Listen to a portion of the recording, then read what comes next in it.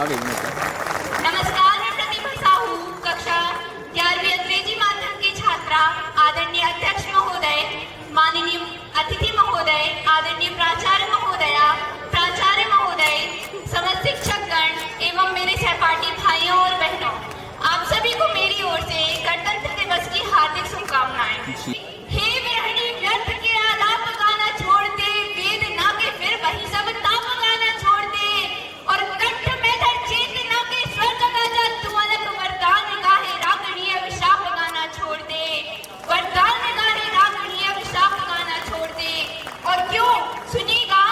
क्योंकि तू वह शक्ति का स्वर है जिसमें सृष्टि रचने की ताकत है। तू परशुराम की भी जननी, जगपालक की भी पालक है। तू राज रचैया, जगत खिवैया, कृष्ण कन्हैया की माता।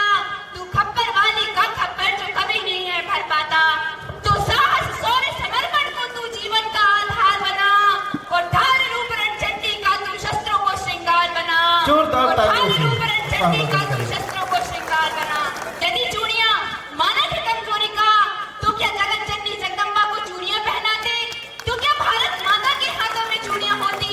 तो क्या वीणा वादिनी के हाथों में चूड़ियां होती?